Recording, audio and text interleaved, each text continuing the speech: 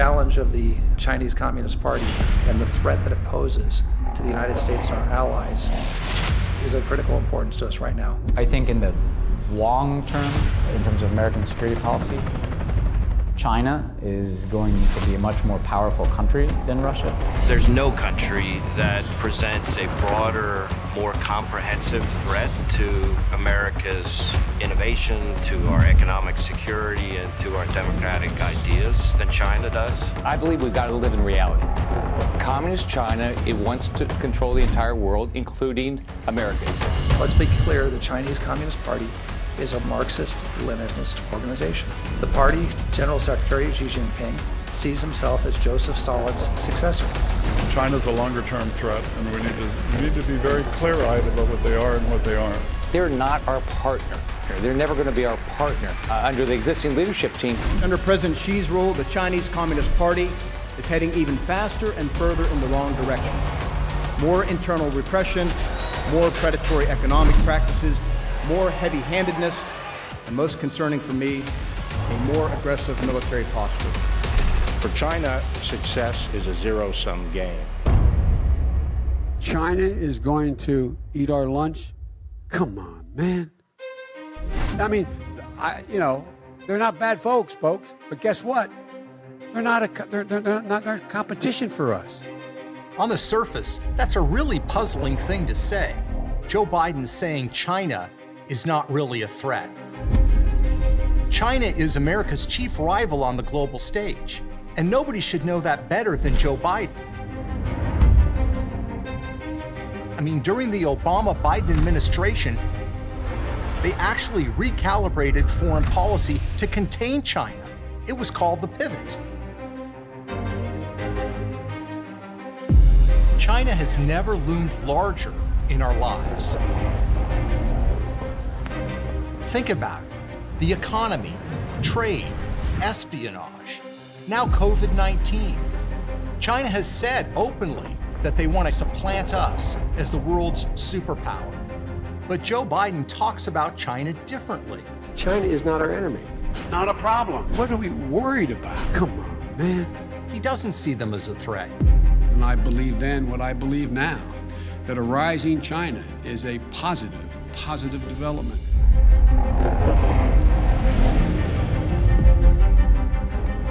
He welcomes their rise as a global power.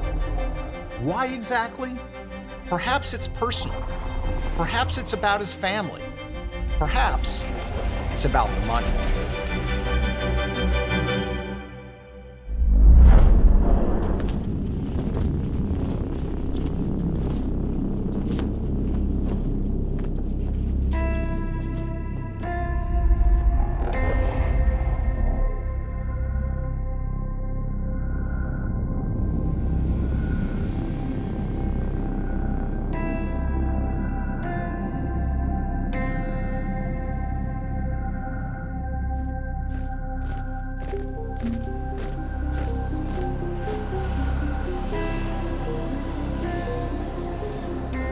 December 2013, Vice President Joe Biden is arriving in Beijing for a series of sensitive meetings with Chinese officials.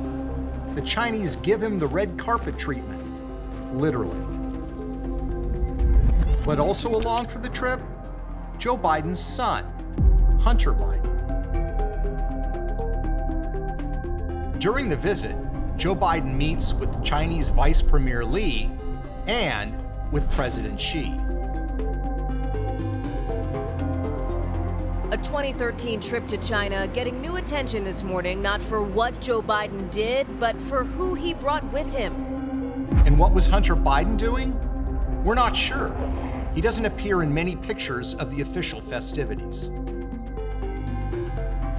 But what we do know is this. 10 days after father and son returned to the United States,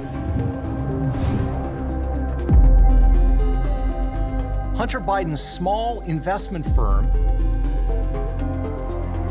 announced a $1 billion private equity deal with the Chinese government. And where did the capital come from for this deal? From the Chinese government itself.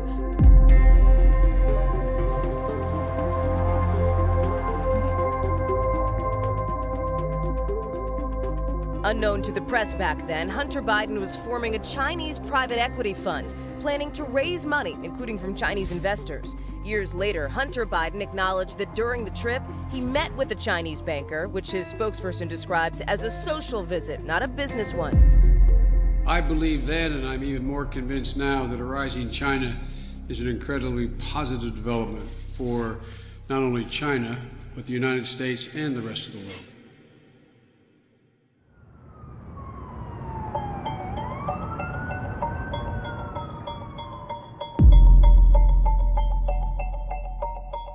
Hunter's small firm got a deal that no one else had in China.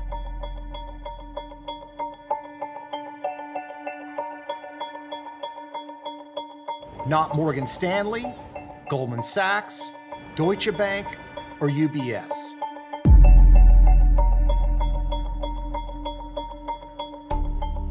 And are you vulnerable on this issue at all because of your son's business dealings in China? No, I don't believe so at all. My son's business dealings were not anything with everybody that he's talking about, not even remotely number one.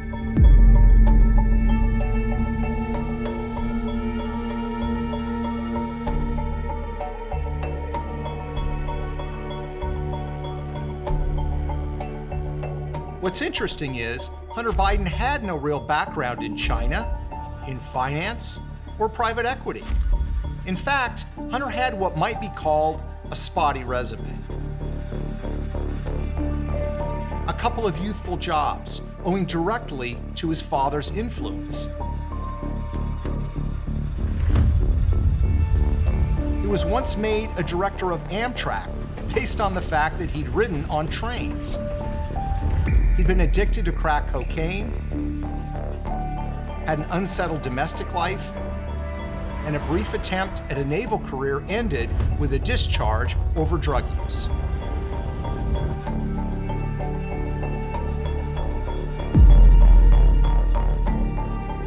So why did the Chinese pick him?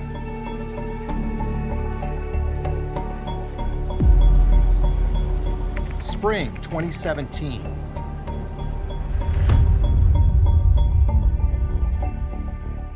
Patrick Ho, a Chinese businessman, was arrested by the FBI on bribery charges.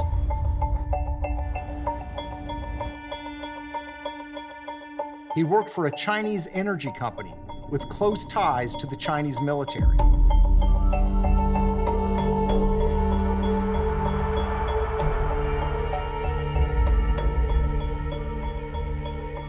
While in FBI custody, Ho made 2 phone calls. One of those, strangely, is to James Biden, Joe Biden's brother.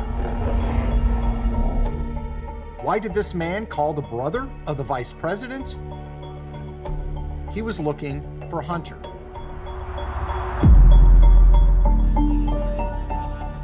This is the remarkable and largely hidden story of the secret financial relationship between the Biden family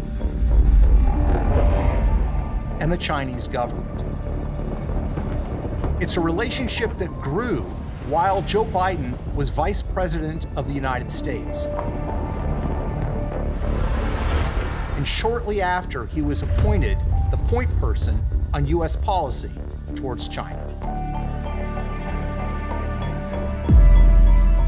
Our investigation is based on corporate records, financial documents, legal briefings, and court papers. It's the story of the second most powerful man in the world at the time, and how his family was striking deals with America's chief rival on the global stage,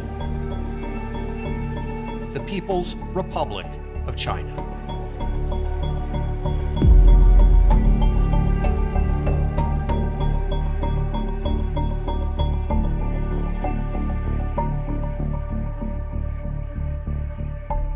And it's a story that has been largely never told. A rising China is a positive development, not only for the people of China, but for the United States and the world as a whole.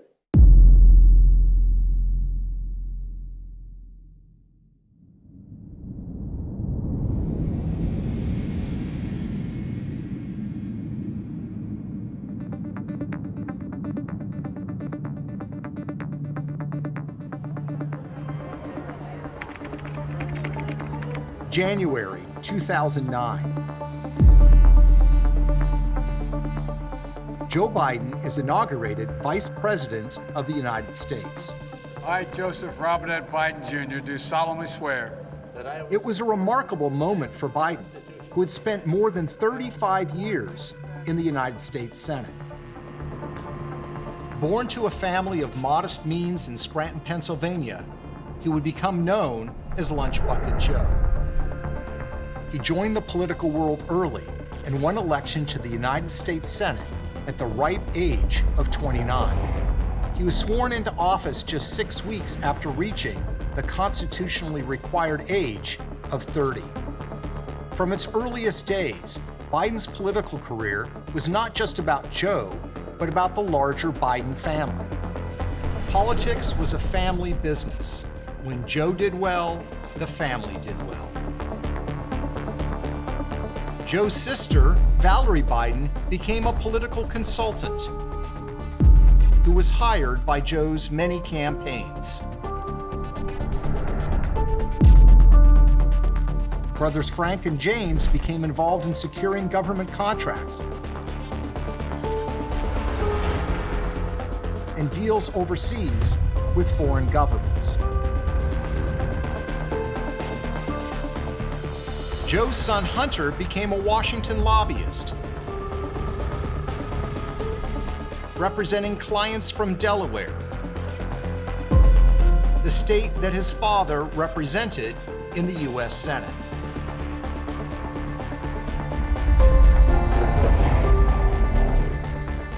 When Joe Biden was elevated to the vice presidency, the family's ambitions grew accordingly. Now the world was a business opportunity, and the Biden family was looking for deals, including with foreign governments. Just months after Joe Biden was inaugurated vice president, his son Hunter Biden formed a company called Rosemont Seneca Partners.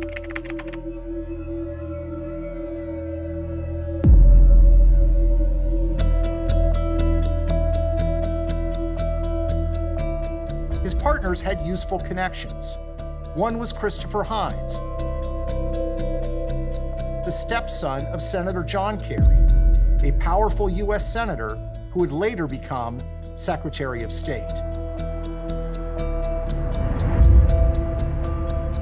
The other partner was Devin Archer, a friend of Hines.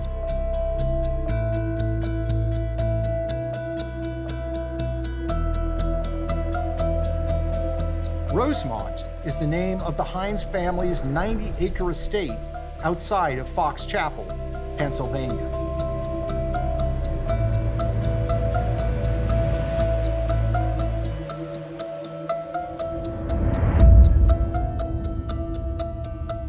Rosemont Seneca, the new investment firm, opened an office in Georgetown, just 2 miles from the White House.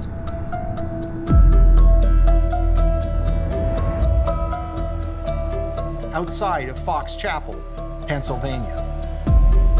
One of Hunter Biden's big scores was a controversial deal he landed in the troubled nation of Ukraine. In 2014, the Ukrainian government fell, and Joe Biden became America's point man for the troubled country.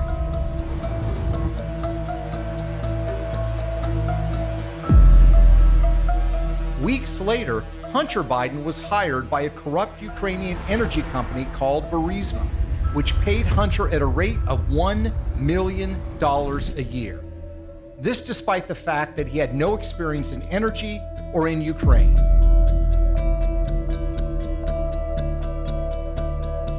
If your last name wasn't Biden, do you think you would have been asked to be on the board of Burisma? I don't know. Probably not. Hunter landed on the Burisma board, as did his partner, Devin Archer. Hunter's ventures in Ukraine would later pose troubling questions of conflict of interest for his father, Joe. I will support and Rosemont was landing deals around the world. But the big prize was China, with its booming economy and staggering growth. It's also an economy where relationships are key, especially with the Chinese government.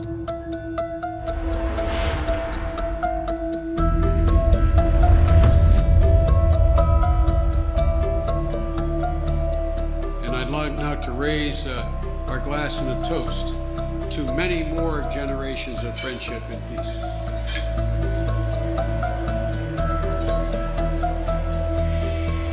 Hunter Biden began meeting with Chinese government officials at the highest levels of power.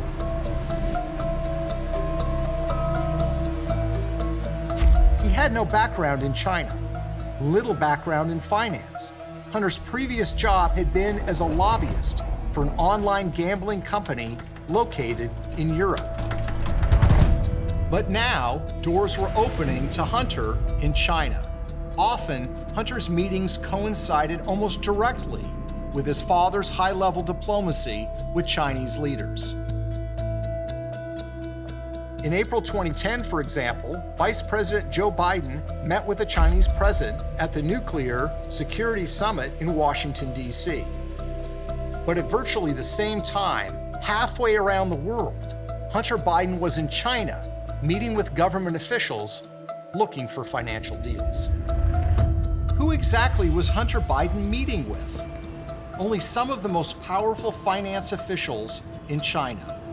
Hunter spent 2 days meeting with the top executives from China's sovereign wealth fund, Social Security fund, and largest banks. Hunter even posed with them for a series of pictures. So how did Hunter get these meetings? One Chinese website's account of the meeting touted that Chinese officials extended their warm welcome to Hunter Biden, quote, second son of the now Vice President, Joe Biden. In other words, Hunter got these meetings because of who his father was, Vice President of the United States. I don't think that there's a lot of things that would have happened in my life that if my last name wasn't Biden.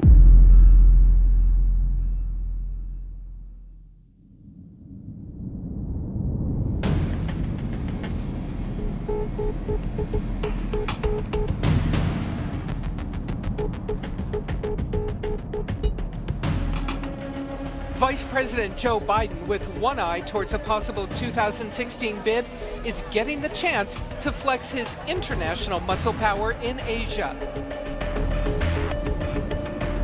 That brings us back to 2013, when Joe Biden arrived in Beijing with a full agenda. Among the highly sensitive issues to press with his hosts, Chinese cyber attacks, the theft of American intellectual property, trade issues, national security, China's claims over the South China Sea. Hunter Biden was also on board. He joined his father the next morning for a meeting with the U.S.-China Business Council, and then Joe Biden was off to a meeting with Vice President Lee. Just where Hunter Biden spent the rest of his time on the trip remains largely a mystery.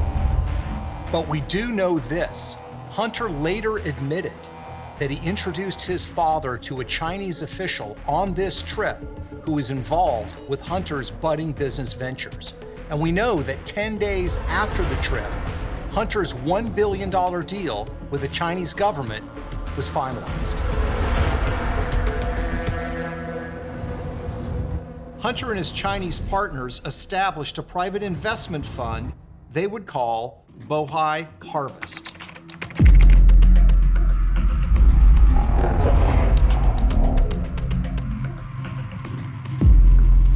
The Chinese government provided the money. Hunter was given a seat on the Bohai Harvest board of directors and a 10% equity stake in the new company. Devin Archer, his business partner, was appointed vice chairman. The new firm enjoyed an unusual and special status in China, operating through the Shanghai Free Trade Zone. No other investment fund in the world had a deal like Biden's firm. Not UBS, not Goldman Sachs, not Morgan Stanley, no one. In short, the son of the Vice President of the United States, with little investment experience, no experience in China, got a deal in the People's Republic of China that no one else had. And he got that deal shortly after his father was appointed point person on U.S. policy towards China. But this isn't just another story about a politician's kid getting rich. Hunter's new firm, Bohai Harvest, began making investment deals around the world that would serve the strategic interests of the Chinese government.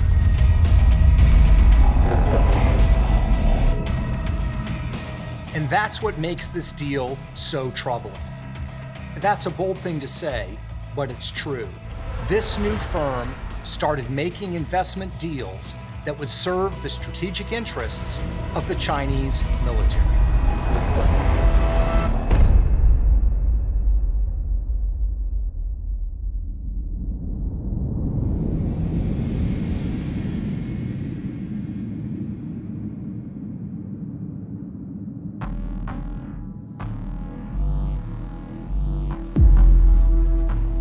In 2015, Hunter Biden's Bohai Harvest joined forces with the Chinese military contractor AVIC to buy American parts manufacturer Henniges.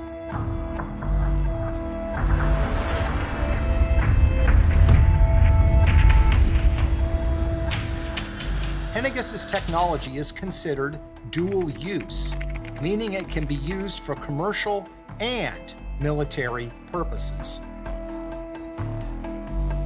And deals like these require approval of the highest levels of the federal government. Hunter Biden's partner in the Henniges deal, the Chinese aviation giant AVIC, was notorious for its history of stealing U.S. military technologies to build their own fighter jets and drones. But in September 2015, AVIC bought 51% of Henniges. And Hunter Biden's Bohai Harvest bought the other 49%.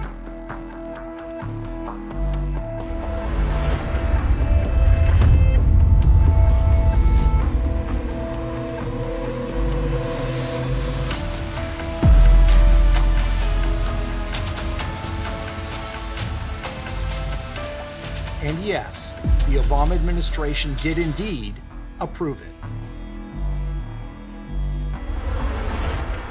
Hunter's firm, Bohai Harvest, also invested in military surveillance technology that the Chinese government would use to monitor and control the population in their own country. The company was called Face++.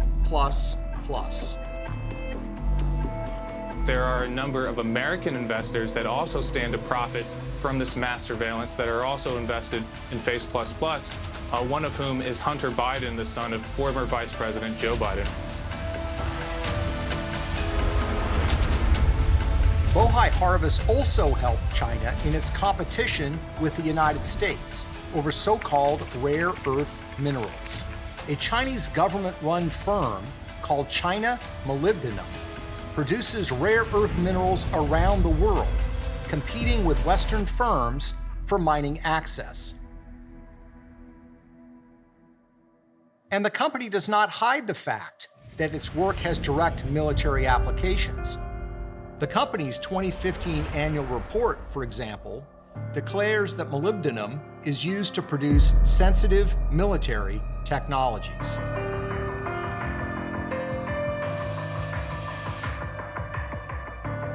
What's fascinating is that while Hunter Biden and his firm were helping Beijing in the race to acquire rare earth minerals, his father's administration was actually fighting them. In 2012, President Obama announced that the United States was filing a complaint with the World Trade Organization because China was trying to control the global market. In 2014, the World Trade Organization agreed that China was trying to do so. Yet, 2 years later, Hunter's firm joined with China Molybdenum and announced that together they were buying more than half of one of the largest copper mines in the world. And so while the Obama administration was competing with China in the race for rare earth minerals, Hunter Biden and his firm were actually helping Beijing win that race. But there was an even more troubling deal. In December 2014, Hunter's firm became an anchor investor in a company called China General Nuclear, or CGN. CGN had been wholly owned by the Chinese government, but it was now selling off a minority stake to a favored investor. Hunter Biden presumably didn't realize that when his company was investing in CGN, they were investing in a company that was under FBI investigation for stealing U.S. nuclear secrets. In fact, less than 18 months after Hunter's Chinese firm invested in China General, a nuclear engineer named Alan Ho and the company were charged by the U.S. Justice Department with stealing nuclear secrets from the United States. According to the FBI, Ho had been working under the direction of China General to steal American nuclear secrets since 1998. It's not clear whether the FBI or the Obama Justice Department knew that Joe Biden's family was actually involved with CGN. But what is clear is that China has been trying to steal American nuclear secrets for a long time. Is it really that crazy to think that by partnering with the son of the vice president, they were trying to buy them too? And make no mistake, these firms Hunter was dealing with are directly tied to the Chinese military. In June 2020, the U.S. Department of Defense released a list of companies doing business in the United States that were known to be connected to the Chinese military. On that list, AVIC and CGN.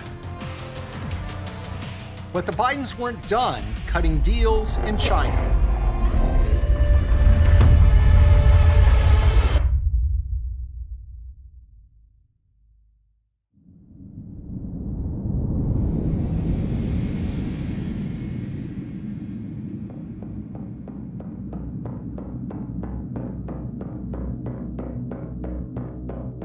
Joe doing diplomacy with the Chinese government, and Hunter kept finding himself in the middle of more business acquisitions, also with the Chinese government. A confident China was on the march, asserting its power and flexing its muscles. China had promised the world that it wasn't going to militarize the area, but they went ahead and did so anyway. The Chinese aggression was aimed at America, too.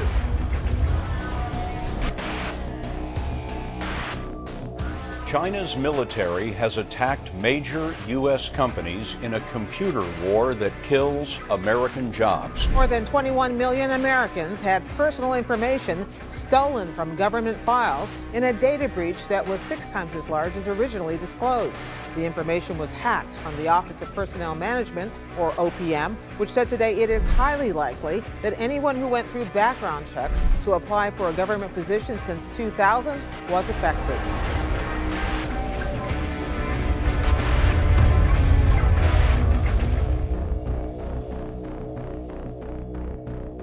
Think about that. The Chinese government had hacked an American government website and taken information from millions of American government workers. Highly sensitive private information. It was a crime taken very seriously by our federal government. And what was Hunter Biden doing? He was looking for more commercial deals with the Chinese. Another one of Hunter Biden's businesses was called Rosemont Realty.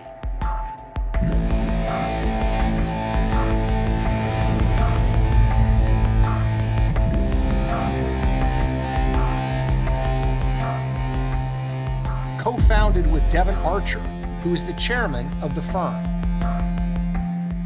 Just like his investment firm, Hunter Biden had no background in commercial real estate. But that didn't stop him from getting a seat at some of the biggest tables around the world. Who was Rosemont Realty negotiating with? That would be a company called Gemini, a former subsidiary of a Chinese state-owned company with close ties to the Chinese military. Rosemont Realty certainly played up the Biden connection in the material they provided to possible investors. In a company prospectus from Rosemont marked confidential, they noted that it was a key consideration that Hunter Biden, son of Vice President Biden, is on the advisory board. In August 2015, an eye-popping multi-billion-dollar deal was announced. The Chinese company Gemini was buying a 75% stake in Hunter Biden's company, Rosemont.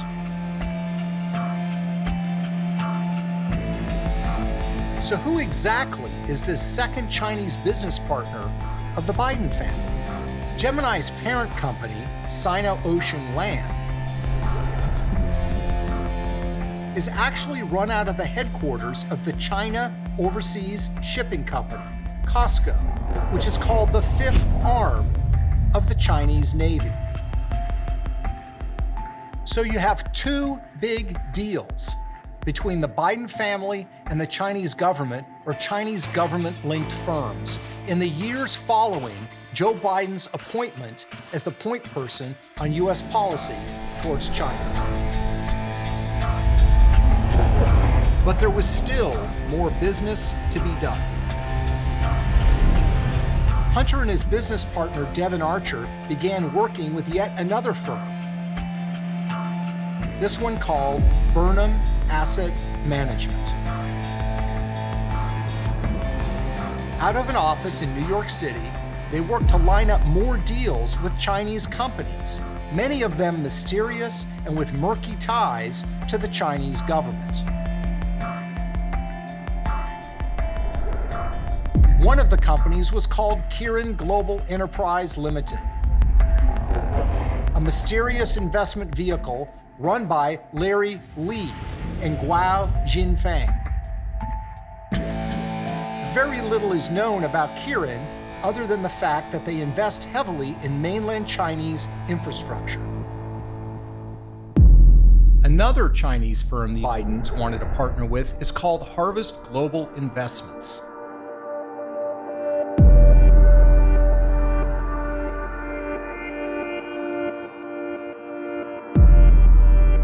Which is linked to the Chinese government. How much money did the Biden family make from these deals? How deep do their ties to the Chinese government run? We can't know for sure, but consider this. In 2017, a Chinese executive was arrested by the FBI in New York on charges of money laundering and violating the Foreign Corrupt Practices Act. Patrick Ho was an assistant to a Chinese oil tycoon who ran CEFC China Energy, which had strong ties to the Chinese military.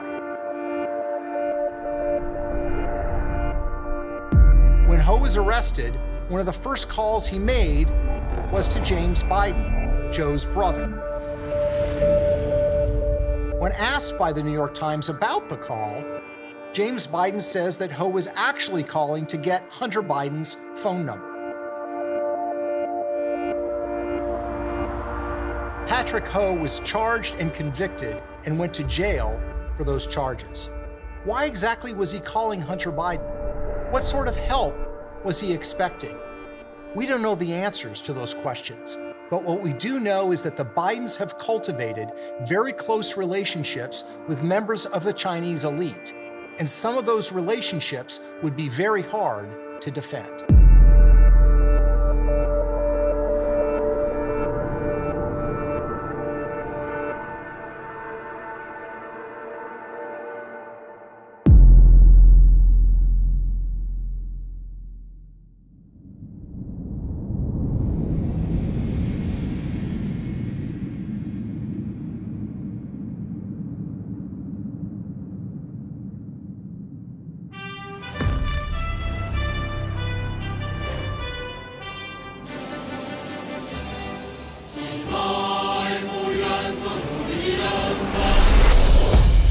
So what do we know? We know that the Biden family has a series of lucrative deals with the Chinese government. We know that these deals came despite a lack of experience by the Bidens in the areas they covered. We know that they happened while Joe Biden was steering U.S. foreign policy towards China.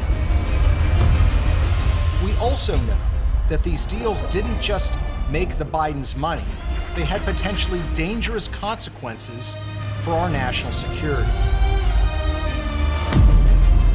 We know that Hunter Biden's firm, backed by the Chinese government, invested in a company that was actively stealing nuclear secrets from the United States. We know that China has been consistent in their efforts to acquire U.S. technology, and that their spies have been caught trying to steal our military technology. We know that Hunter Biden's firm bought a company that provides dual-use technologies for the Chinese military. We know that global powers have tried to stop China from monopolizing the world's mineral resources. And we know that Hunter Biden's firm bought a company that actually helped China in its competition with the United States for mineral resources. And we also know this, that Biden investment firm that helped China gain access to dual-use technology, that invested in Chinese surveillance technology and helped China in its quest to control the world's strategic metals?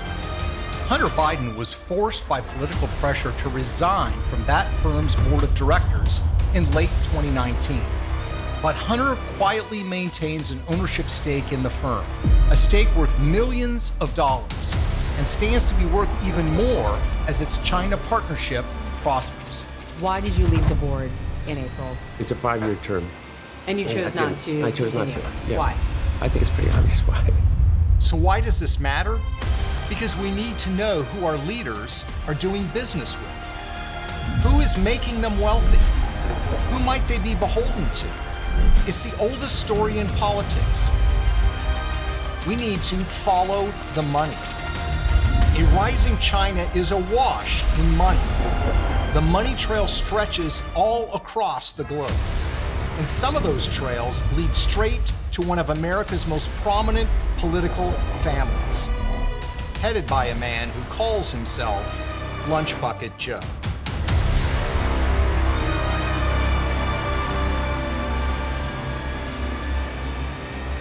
China is going to eat our lunch? Come on, man.